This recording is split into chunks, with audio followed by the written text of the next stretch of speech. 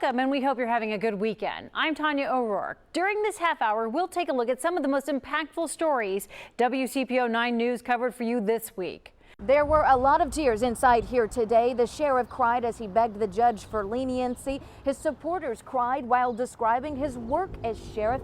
And his wife and children cried when they found out that he would be spending time in prison. It will be 3 years before Charles Reeder is free in public with his family again. Your Honor, please do not send me to prison.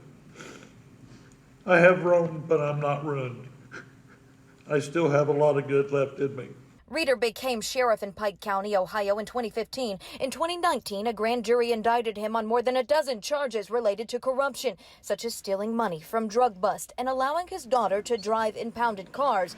By 2020, he pleaded guilty to 5 of the charges, and today, Judge Patricia Cosgrove sentenced him for that. Why did you take the money? Reeder says he did it to fund charitable projects and says he paid it all back. I took the money, and mind you, this does not excuse it, but from drug dealers that took it from parents of very poor people in this county. Supporters told the judge job stress contributed to the scandal, mentioning the 2016 Pike County massacre that gained international spotlight. There's no greater man than Charlie Reeder. The judge sentenced Reeder to 6 years in prison for 2 counts of theft and 2 counts of tampering with evidence. She sentenced him to 6 months in the Summit County Jail for the conflict of interest charge. The judge is allowing him to serve some of those sentences at the same time, so he will serve a total of 3 years. And we have to conduct ourselves with integrity so that everyone trusts us. Reeder's son tried to hug him one last time before leaving. That's not typically allowed, so Reeder backed away. Deputies did not cuff Reeder in the courtroom, but they did before leading him outside to go to jail. It cannot be underestimated the damage that you have caused to the citizens of Pike County, to law enforcement who every day get up, face the same sort of stresses that you do. They go all home at night, they get up in the morning, their family, they don't know if they're going to come home. The sacrifices that these men and women make, I think you made a mockery of them. Our team has investigated this case extensively, and you can find all of those reports connected to this story on our website, WCPO.com. Reporting in Pike County, Ohio, Courtney Francisco, WCPO 9 News. I'm Ariel Carbone. The city of Cincinnati will be able to use the $290 million in local stimulus money to support a laundry list of projects over the next 2 years, helping to not only bridge the budget gap, but also to support dozens of local initiatives and capital projects. This is an exciting commitment and exciting leadership by our mayor, John Cranley, to transform our city. The Ascend Cincy program, it's the latest program announced that could receive funding from the city's federal stimulus dollars. This adds energy to the ecosystem of Cincinnati. A proposed $5 million would help Black-owned businesses in Cincinnati grow and help minority business owners like Crystal Kendrick expand. These funds are going to allow local Black-owned businesses that don't have employees to one day get employees. It's just a small portion of the $290 million the city will receive. Here's a breakdown of how the city manager is proposing the money be spent. More than a third will go to the operating budget, including the budget deficit. A smaller portion will cover lost revenue due to the pandemic, and more than half would go to capital projects and city programs. The Cincinnati Recreation Commission could get $6 million for outdoor facility renovations. We spoke to Director Daniel Betts last month about the dire funding needs there. CRC is overextended. Plus, outdoor dining is slated for another $2 million. There's $5 million proposed for the Affordable Housing Trust Fund, and the arts about $12 million. Some of which will bring the Bling Festival back in 2022. It'll come back, and we will all have an opportunity to come back well past this pandemic. Altogether, helping the city survive post-pandemic. When business owners thrive, communities thrive, and neighborhoods thrive. And it's likely that some of these numbers will change as this proposal goes through the process with City Council. Now, we'll get a much more in-depth breakdown of all of the numbers for you up on our website. That's WCPO.com. Reporting from City Hall, I'm Ariel Carbone, WCPO 9 News. Hey guys, WCPO 9 News reporter Jake Ryle here. The city of Cincinnati Mayor John Cranley announces on Wednesday $12 million is going to be going from federal funds to the performing arts here in the city. And for those who work in the performing arts, they say it couldn't have come at a better time. 1, 2, 3. Inside Clifton's Cultural Arts Center, 5, 6. performers keep a beat, dancers celebrate. 6, 7, 1. And next door, artists put pen to paper, all under one roof. We actually have been on the hunt for a new site for a couple of years. Leslie Mooney, executive director for the Arts Center, knows what the new $8.5 million facility will do for the community. It'll be a boon for the neighborhood community investment. And they're getting some help. $500,000 the city is allocating from federal government funds. People who are behind the scenes and people who are on the stage performing have all, basically been out of work for over a year now. And so this will be huge for Cincinnati and for our arts community specifically. Mooney knows the pandemic has brought change. Wasn't quite the same to do a live performance without a live audience. In the Shadow of Music Hall, Mayor John Cranley hits a high note. We're announcing that the arts are coming back. $6 million will support performing arts. Our city's renaissance, which is in full bloom despite the pandemic, is centered around culture. Art is the center of a good life. And at the center of that life, $1 million will go toward encouraging the arts to perform outside in safe public spaces. Well, $1 million of the federal funds that the city is set to receive will go to what is likely the city's most public art display, Blink, in 2022. Also, $1 million for both Artworks youth employment and museums across the area. Struggle to pay their rent, to pay their heat bills, to pay down their debt. It's funding that will bring the performing arts a little bit closer to its audience. Jake Ryle, WCPO 9 News. The CDC has long recommended that 6 feet is an acceptable distance, but that's been thrown out the window. Now they say 3 feet is all you need. Today was great. We had the band playing, the cheerleaders out, balloons and everything to welcome our students back. There was a celebration Monday at Norwood Middle and High School as students marched back to school for 5-day-a-week learning. The district has been in a hybrid model since August. The plexiglass around the desk, all the children, of course, are wearing their masks. And in the cafeteria, we have spread the tables out. The move back to full-time in-person learning coincided with the Centers for Disease Control and Prevention's change in operational strategy for K-12 schools. Instead of the 6 feet we're all used to, the CDC now says 3 feet apart is safe while wearing a mask. We have picnic tables outside because that's where you need the 6 foot of distance because children are taking their mask off, obviously, to eat. So you need that 6 foot perimeter around the child. Another district using the 3 foot rule is Lakota Local Schools. Staff and students there have been back in the classroom full time since August. So we try and do 6 feet when possible, but that's, in a class where we have the majority of our students back, 75% of our students are back and in the buildings. It's not always possible. She says 3 feet is working because numbers of cases are down drastically this semester. It's been very, very little, if any, spread. We have 23 buildings, and when the state was seeing the spikes after like Halloween and Thanksgiving, our numbers obviously increased as well. But we were able to trace a lot of those back to out of school activities. Both districts say it's refreshing to have students back in the classroom for good. This is starting to feel like normal again, so we're just so happy. In Norwood, Whitney Miller, WCPO 9 News. Up next, a local soldier who was shot down by the Nazis. He escaped being captured thanks to a Dutch farmer. How that farmer's family has now reconnected with that local vet. About a year and a half ago, World War II veteran Bob Doolin shared his story of crashing in a B-17 during World War II, his survival while evading capture, and his time spent in a prisoner of war camp. Since we last spoke, he made a pretty incredible new connection tied to the family in the Netherlands who helped him hide out after that crash. Well, all hell broke loose. We lost number 4 engine to anti-aircraft. World War II navigator Robert Doolin, known to most as Bob, is reading from a journal he kept during the war. One of them exploded in the back inside our airplane and seriously wounded man in the back. That anti-aircraft fire would lead to his pilot crashing their B-17 in the Netherlands. This is a photo of Bob's actual downed plane. I just wanted to get as far from that airplane as possible, and then maybe hook up with the underground, the resistance. He and the surviving crew headed south and eventually ended up at this farmhouse. We slept there on the floor, and the next morning he gave us civilian clothing.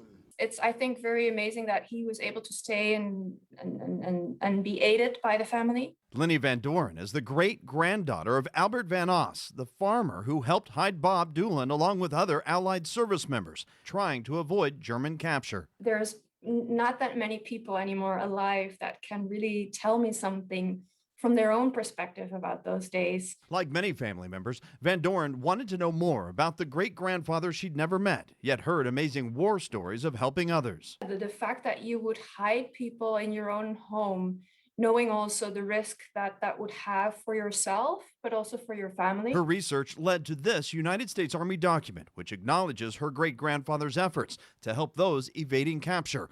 Among the men on the list, Robert Doolin. She searched Robert Doolin's name online and came across a story on WCPO.com. I think it's through work like you're doing that I was able to find Mr. Doolin and to have this amazing opportunity. I couldn't believe it. I mean, she found me because of she saw a broadcast. The two had the chance to speak over FaceTime, and she sent Bob a birthday card to celebrate his 104th birthday. They helped me so much at great risk. It was unbelievable. I must admit that still for me, our encounter has been very special. It's something that I will never forget. Lenny's great-grandfather received the Medal of Freedom for his actions that ended up nearly costing him his life. He was arrested. He was sentenced to death. He was sent to several camps in Germany. But miraculously survived the war. For Bob and others, it was a heroic act. Oh, it was an unbelievably brave thing to do. They don't really see themselves as any heroes. They actually see the people that came to aid them as the real heroes. They were the ones that dared their lives to save us from the Germans. So I think this story has two sides. It certainly does. Heroes on both sides. And there's much more to the story, and of course my original story on Bob and his crash landing, the time he spent in the famed Stalag Luft 3 prisoner of war camp as well. You can read all of it right now over on WCPO.com. The pandemic has created all kinds of challenges for students and schools, but technical career schools have faced an extra obstacle because of their emphasis on hands-on training. Butler Tech has found a way around that with what it's calling an education revolution. Now WCPO 9 News reporter Josh Bazan shows us why school officials say their model is one other districts should follow. I'm Josh Bazan. Like many schools, Butler Tech has had to adapt and adjust during the coronavirus pandemic. We'll take a look at how career tech education has been impacted and why Butler Tech says its model is one other districts should follow.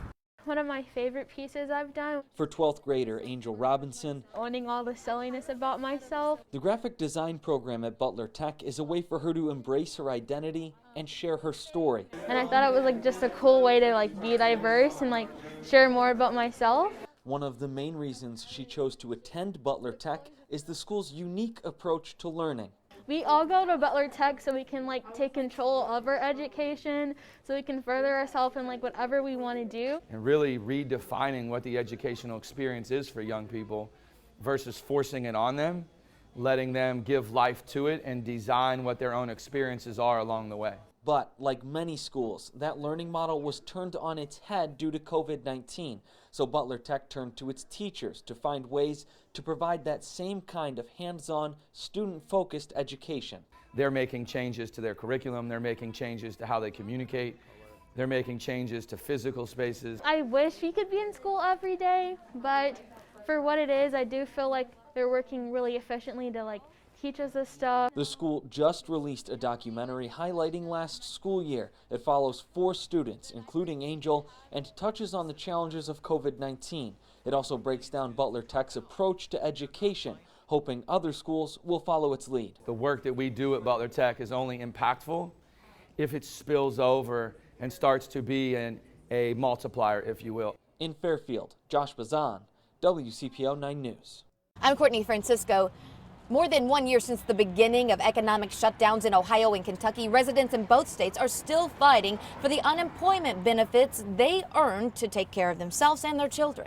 You may remember Brandon Keller. He had $141 in his bank account and a family of 5 to feed when we told you his story March 8th. Just survival. That's basically what it comes down to. The Cincinnati dad lost his catering manager job in Kentucky due to COVID-19 last March. He says Kentucky started denying his benefits in September, and he cannot get anyone on the phone to free up $14,000 in back pay. We're still stonewalling everybody out. He could not afford to file a lawsuit with an attorney, so he went through small claims court to sue the labor cabinet for $1,600, the max allowed in a small claims court.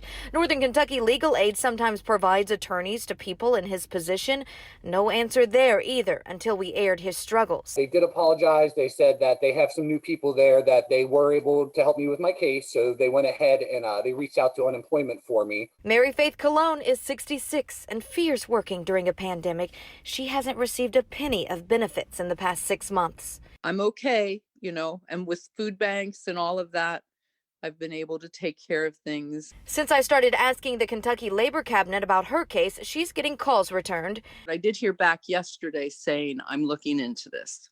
So I really appreciate the help she's given me, if nothing else, in clarity of what I could do. She says her vaccine will soon kick in so she can return to work. She says stimulus checks helped, and Keller agreed. We've got enough to make it through to probably about, I'd say, July, and then we're into the same issue we ran into again. His small claims court date is April 14th. He thinks Northern Kentucky Legal Aid could possibly obtain the full $14,000 by mid-April. I'm still waiting for the Northern Kentucky Legal Aid Office to respond to my calls. The unemployment office in Kentucky says it cannot comment on pending court cases. Governors in both states, Ohio and Kentucky, have not responded to multiple requests to discuss. Reporting at the banks, Courtney Francisco, WCPO 9 News. Thousands of tri-staters are working from home with the pandemic shutting down their offices. But a growing number of them are asking why they still have to pay income taxes to a city they no longer work in.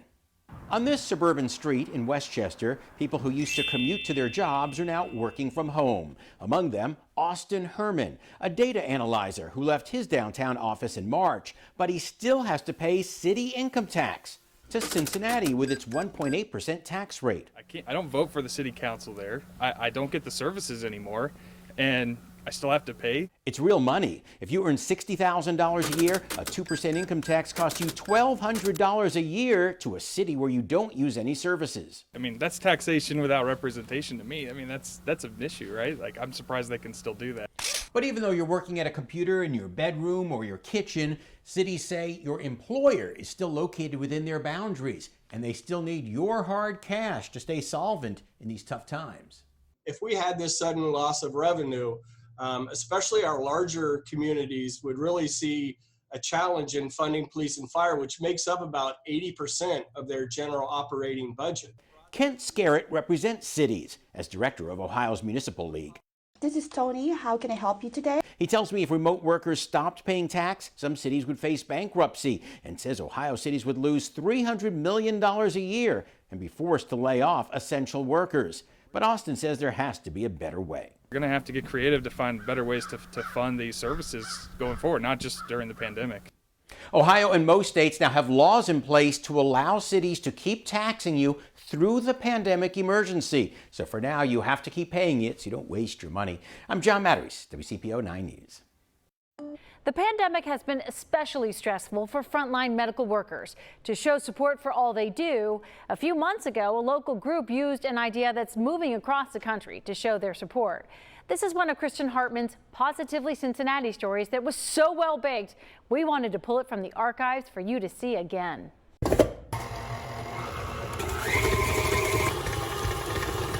There's no dough in this dough. Just the possibility that when it becomes a batch of cookies, the sweet treats will make folks smile. It's what's motivating this mini bagging brigade. We found them in a garage in Sims Township. getting hundreds of cookies ready for delivery. It's actually part of a national movement. I read about Jeremy Urich and Scott McKenzie in a magazine. The Pennsylvania dads had a bake-off that turned into something they called Cookies for Caregivers. And when I read about them, I knew right away that I wanted to be a part of this and start a Cincinnati chapter. When Missy Greenberg and Bryna Miller got it going on Facebook, they never imagined they'd be starting a local cookie craze, from the classic to the fancy. Just 5 weeks in, they have 175 bakers. Those volunteers bring the cookies to them, and they package and box the goodies for frontliners and essential workers across the tri-state. These are going to Children's Hospital Anesthesia Department tomorrow. They say they're spreading joy one cookie at a time and showing all those people who've taken care of patients and kept things going how valued they are. Gives me joy because when we deliver, we see the smile that it brings to people, and they're just so thankful to be acknowledged. A little sweet treat. Right, a little sweetness. It's sweet for them, too. For me, being in the kitchen, having that time is my therapy. So, Missy, is it your spoonful of sugar? Yes, yes. Yes, it is. In tough pandemic times, it's something fun and good to do all at once. Perhaps that's why their baking ranks, that's me in my own kitchen, grew so fast. The baking boom makes for brisk delivery time. We watched as they loaded up, and then we joined them at a dental office drop-off. All your hard work. Thank you so much. It means a lot when other people appreciate you. It makes you want to do it more. It makes you want to do your best. Even though we're in the dental field, we love sweets. Absolutely. Just brush your teeth afterwards. Yeah, right? That was Kristen Hartman reporting. The cookie ladies told her donations would really be helpful as they buy all the labels, boxes, and bags for the cookies as of now. That's our look at some of the stories that we brought you this week on WCPO 9 News. We'll have you covered this weekend on Good Morning Tri-State Plus at 6 and 11. I will see you Monday.